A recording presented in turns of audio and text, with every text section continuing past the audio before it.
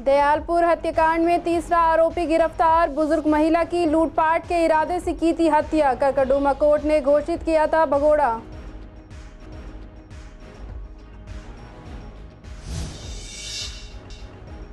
Shahdara zone में चल रहा था रिश्वतखोरी का खेल। सफाई कर्मचारियों को पक्का करने के लिए मांगी गई रिश्वत। अधिकारी को 20,000 रिश्वत लेते किया गया गिरफ्तार।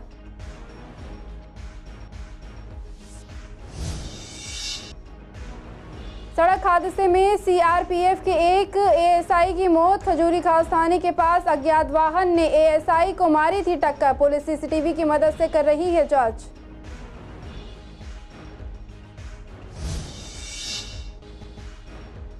आनंद विहार रेलवे स्टेशन पर ट्रेन के कोच में खुला रेस्टोरेंट। राजधानी एक्सप्रेस के 1986 के कोच को दिया गया कोच रेस्टोरेंट का। लोग 24 घंटे ले सकते हैं स्वादिष्ट व्यंजन का आनंद।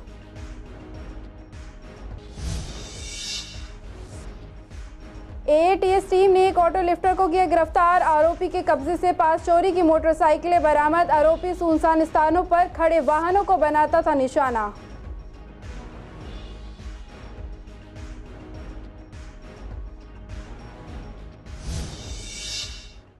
नमस्कार, आप देख रहे हैं सीसीएन लाइव। मैं हूं आपके साथ ज़ेबा अंजुम। स्वागत है आपका हमारे खास प्रोग्राम पूर्व दिल्ली खास में। बुलेटिन की शुरुआत करते हैं पूर्व दिल्ली की कुछ अहम खबरों के साथ। दिल्ली पुलिस की special cell south western range की टीम ने उत्तर पूर्वी दिल्ली के दयालपुर इलाके में बुजुर्ग महिला की नृशंस हत्याकांड मामले में फरार चल रहे तीसरे आरोपी को भी पकड़ लिया है। साथ ही 4 साल पहले 2020 के इस मामले में फरार चल रहे तीसरे आरोपी की पहचान 42 साल के अशोक कुमार के रूप में की गई है, जिसे शास्त्री नगर इलाके से गिरफ्तार किया गया है। आरोपी अशोक कुमार मूल रूप से आगरा के एतमादपुर का रहने वाला है। पुलिस के मुताबिक ये हत्या लूटपाट के मकसद से की गई थी। पहले से गिरफ्तार 2 आरोपियों का रिश्ता आरोपी अशोक कुमार के साथ मामा भांजे का है। दिल्ली पुलिस की special cell south western range के डीसीपी मनोज सी के मुताबिक इस मामले में पुलिस टीम आरोपी के भांजे कमल और कमल के बेटे को पहले ही गिरफ्तार कर चुकी है, जो कि जेल में हैं। गिरफ्तार आरोपी अशोक कुमार इस हत्याकांड मामले में लगातार पुलिस को चकमा दे रहा था और बार बार यूपी और राजस्थान में अपने ठिकानों को बदल रहा था। आरोपी अशोक को जुलाई 2023 में जमानत मिली थी, जिसके बाद से वे फरार चल रहा था।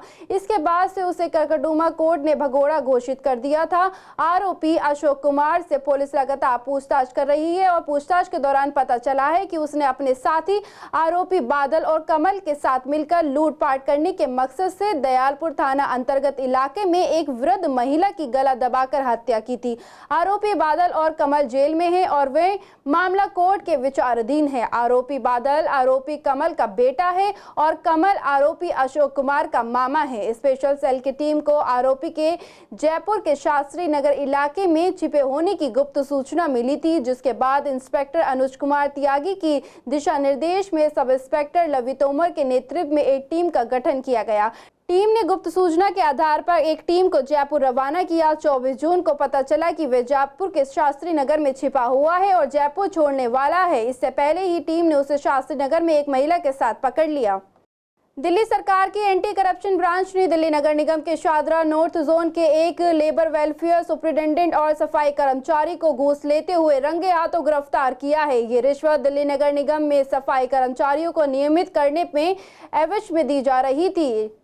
जानकारी के मुताबिक आपको बता दें कि एंटी करप्शन ब्रांच के मधुर वर्मा को मंगलवार को रिश्वत लेने संबंधित एक कंप्लेंट मिली थी, जिसमें शिकायतकर्ता ने स्वयं को एक रिटायर्ड सफाई कर्मचारी बताया और कहा था कि उसकी पत्नी शादरा उत्तरी जोन में दैनिक वेतन भोगी सफाई कर्मचारी के रूप में काम करती है।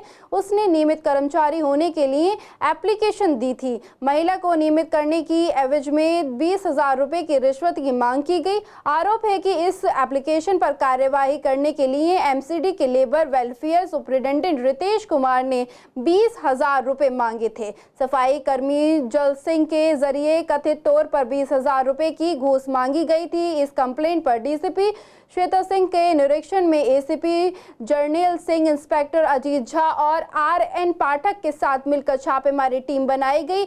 एसीपी की छापेमारी टीम दोपहर के वक्त 5 गवाहों को लेकर अधिकारी के ऑफिस में पहुंची। सफाई कर्मी जल सिंह और लेबर वेलफेयर सुपरिटेंडेंट को 20,000 रुपए की घूस लेते हुए रंगे हाथों गिरफ्तार कर लिया गया। इसी बीच देखा जाए तो हाल ही में एमसीडी के एक जूनियर इंजीनियर और बेलदार को एसीबी ने रिश्वत लेते हुए गिरफ्तार किया था।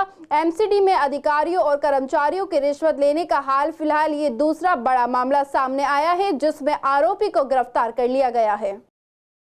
उत्तर पूर्वी दिल्ली के खजूरी खास इलाके में हुए सड़क हादसे में सीआरपीएफ के एक एएसआई की मौत हो गई। मृतक की पहचान 55 वर्षीय श्रवण कुमार मिश्रा के तौर पर हुई है। वे उत्तर पूर्वी दिल्ली के करावल नगर में रहते थे। मूल रूप से वे मध्य प्रदेश के रीवा के रहने वाले थे। पुलिस के मुताबिक 23 जून को सुबह वे किसी काम से जा रहे थे। खजूरी खास थाने के पास किसी अज्ञात वाहन ने उन्हें टक्कर मार दी जिसमें वे बुरी तरीके से जख्मी हो गए थे और मौके पर ही उनकी मौत हो गई। पुलिस आसपास में लगे सीसीटीवी कैमरों की मदद से अज्ञात वाहन चालक की पहचान करने का प्रयास कर रही है। आनंद विहार स्टेशन पर पिछले दिनों रेल कोच रेस्टोरेंट की शुरुआत कर दी गई है। इसमें राजधानी एक्सप्रेस के 1986 के कोच को रेल कोच रेस्टोरेंट का लुक दिया गया है। रेलवे की ये पहल खास तौर से युवाओं को आकर्षित कर रही है। 24 घंटे इस रेस्टोरेंट में आप भोजन का लाभ ले सकते हैं। साथ ही लोग परिवार के साथ भी यहां आ रहे हैं और खाने के बाद इसके बाहर सेल्फी लेकर इस पल को यादगार बना रहे हैं। जानकारी के अनुसार बता दें कि नई दिल्ली स्टेशन पर वीआईपी पार्किंग के पास इस कोच रेस्टोरेंट की शुरुआत वैसे तो जनवरी में हो गई थी, लेकिन इसका औपचारिक उद्घाटन वीडियो कॉन्फ्रेंसिंग के जरिए पीएम मोदी ने 12 मार्च को किया था। कोच रेस्टोरेंट के मैनेजर ने बताया कि शुरू में लोगों को पता नहीं था, लेकिन अब धीरे धीरे लोगों की संख्या बढ़ रही है और वे इसका फील लेने के लिए पहुंच रहे हैं। साथ ही रेस्टोरेंट में वेज और नॉन वेज दोनों तरीके का खाना मिल रहा है। आज ही पढ़ के मैं इस रेस्टोरेंट में इसलिए आया हूँ क्योंकि नई दिल्ली का भी सुना था, बहुत चल रहा है और अब ये आनंद विहार पे शुरू हुआ है अभी, इसलिए आज इसको चेक करने के लिए आया हूँ। कैसी सुविधाएं लगी आपको यहाँ पर? ये सुविधा बहुत अच्छी है, बस अब ये है कि अभी शुरू हुआ है, थोड़ा ये है कि जो सर्विस है वो थोड़ी फास्ट हो जाए तो और अच्छा हो जाए, बहुत फ़ायदा रहेगा।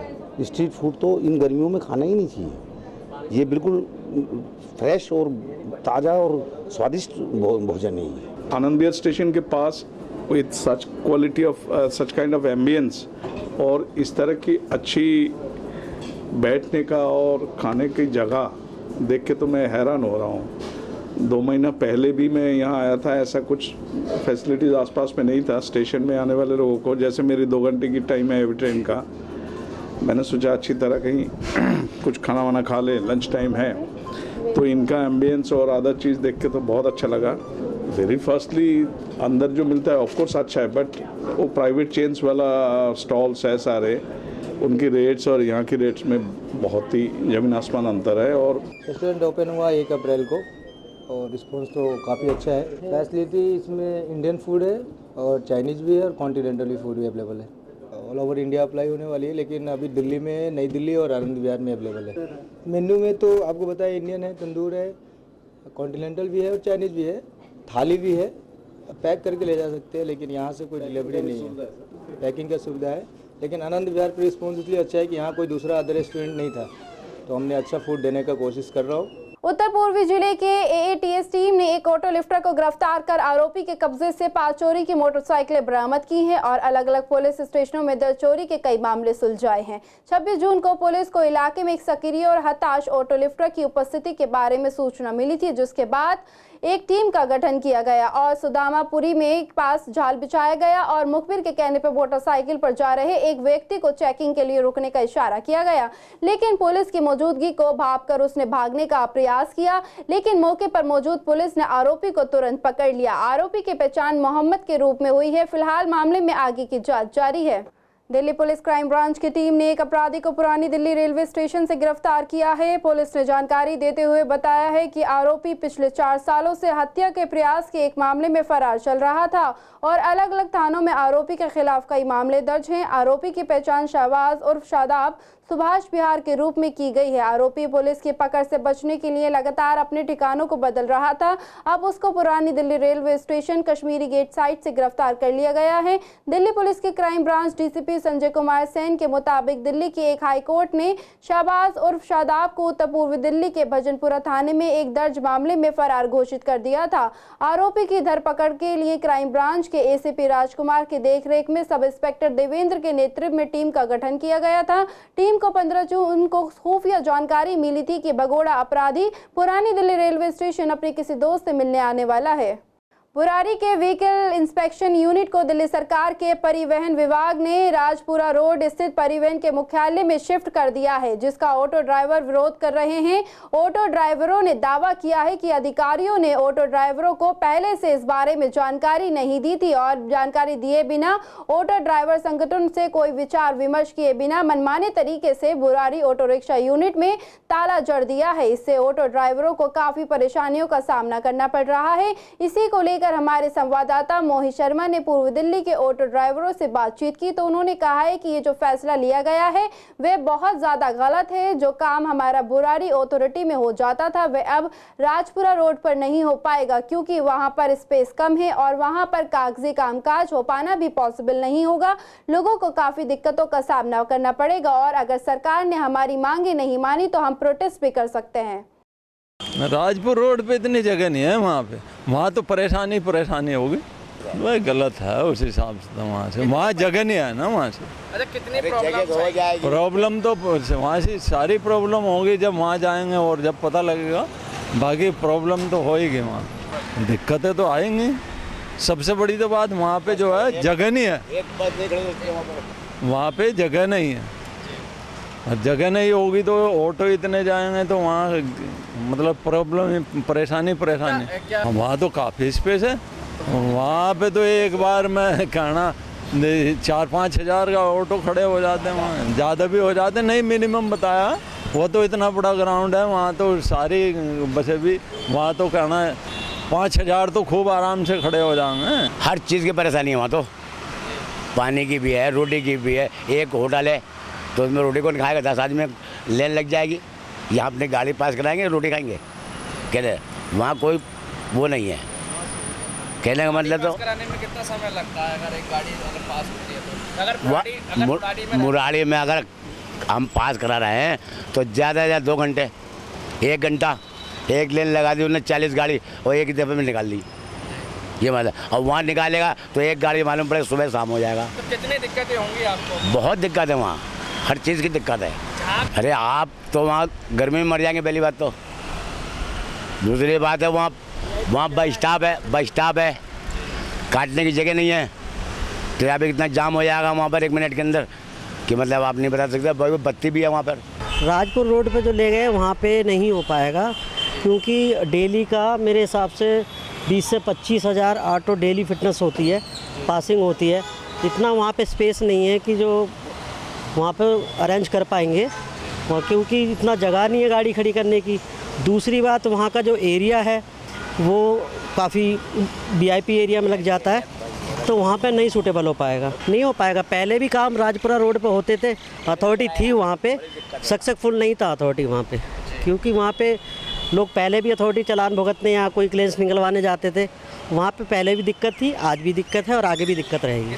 दिल्ली में मौसम का मिजाज बदल रहा है और बदलते मौसम के साथ बीमारियां भी बढ़ने लगी हैं। ऐसे में सभी आयु वर्ग के लोगों को विशेष तौर पर खास ध्यान रखना चाहिए। इसी को लेकर हमारे संवाददाता ने पूर्व दिल्ली के डॉक्टर से जाना कि आखिर उमस और हल्की बारिश के होने के कारण बीमारियां और मरीजों की संख्या में कितना इजाफा होता है। डॉक्टर्स का कहना था कि बदलते मौसम में अक्सर वायरस और लूज मोशन की शिकायत काफ़ी बढ़ जाती है। साथ ही डॉक्टर ने बताया कि हॉस्पिटल में अभी भी गर्मी से हुए बीमार, हीट स्ट्रोक के भी मामले सामने आ रहे हैं। वहीं लोगों को ऐसे मौसम में सावधानी बरतने की जरूरत है। बाहर का खाना खाने से उन्हें बचना चाहिए और घर से बाहर निकलते टाइम छतरी जरूर लेकर जानी चाहिए। देखिए, सबसे ज़्यादा इसमें होता है एक्यूट गैस्ट्रोएंटेराइटिस, GE की जो बीमारी हम कहते हैं, यानी कि इसमें लूज़ मोशंस, उल्टी, दस्त, ये सब लगने की बहुत ज़्यादा परेशानियां होती है। इसके लिए बाहर के बने हुए खाने जो है, बाहर रखे हुआ खाना जो होता है उसको ना खाया जाए, घर पे खाना खाया जाए। दूसरा ये है कि ये जो मौसम होता है, इस मौसम के अंदर खांसी ज़ुकाम भी बहुत ज़्यादा होता है, तो अपना बचाव करिए और कहीं भी खांसी ज़ुकाम सा लगता है तो मास्क का इस्तेमाल करिए ताकि ये चीज़ को हम स्प्रेड ना करें। ये जो भी मौसम है ये ड्यूअल वेदर होता है, जैसे कि ठंड गर्मी होता है, इसी तरह से मानसून और हीट के बीच का ये टाइम है। कभी एकदम से ह्यूमिडिटी हो जाएगी, कभी एकदम से बारिश हो जाएगी, कभी एकदम से धूप निकल आएगी। अपना हाइड्रेशन खूब रखिए और बाहर की चीज़ों को अवॉइड करिए, बाहर का खाना पीना बिल्कुल अवॉइड करिए।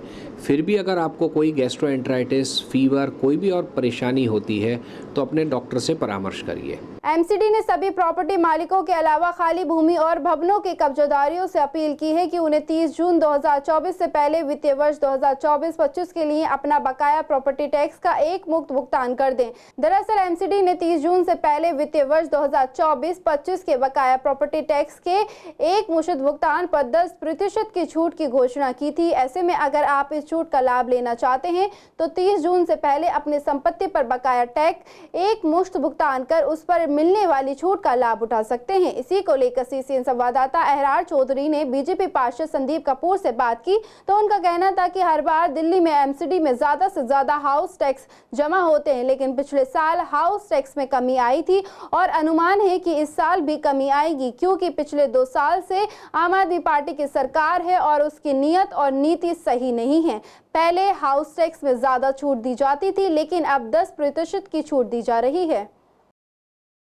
जो निगम को मिलता है, जिसकी आमदनी का ये सबसे बड़ा जरिया है और इसके लिए पूरा डिपार्टमेंट है और लाखों मकान जो है लोग टैक्स देते हैं, लेकिन हमने देखा कि पिछले साल से जो टैक्स की रिबेट्स है वो नहीं दी जा रही और इस साल भी लोगों में उतना उत्साह नहीं है और पिछले साल टैक्स की कलेक्शन कम हुई है और उसे देखते हुए मुझे लगता है कि जो आम आदमी पार्टी की मेयर है उसे कोई ना कोई कदम उठाने चाहिए, कोई स्कीम्स आनी चाहिए और आने वाली 30 जून को जो है वो लास्ट डेट है। पहले जहाँ रिबेट 15% मिलती थी, इस बार रिबेट को 10% कर दिया है, लेकिन ये भी अच्छी रिबेट है। तो मेरा सभी उपभोक्ताओं से निवेदन है, सभी करदाताओं से, कि इमीडिएटली अपना हाउस टैक्स जमा करें और 30 तारीख तक जो 10% रिबेट है उसका लाभ उठाएं। देखिए क्या है कि जो निर्वाचित प्रतिनिधि हैं उन्हें तो घर पे बिठा दिया आम आदमी पार्टी ने, कोई कमेटी नहीं बनाई है, कोई चेयरमैन नहीं बनाए हैं, तो उससे क्या हो रहा है कि जो सक्रियता रहती थी प्रतिनिधियों की क्षेत्र में जनता के साथ, वो कम हो गई है। और दूसरा, हम जनता को लुभाने के लिए कोई ना कोई स्कीम देते थे, तो पूरे साल कहने के बावजूद आम आदमी पार्टी ने कोई स्कीम भी नहीं दी, तो इसलिए जनता में उत्साह भी कम है और प्रतिनिधियों का जो हिस्सा है वो भी कम है, इसलिए टैक्स कम आया है। फिलहाल पूर्व दिल्ली खास में सिर्फ इतना ही। बाकी खबरों के लिए देखते रहिए सीसीएन लाइव।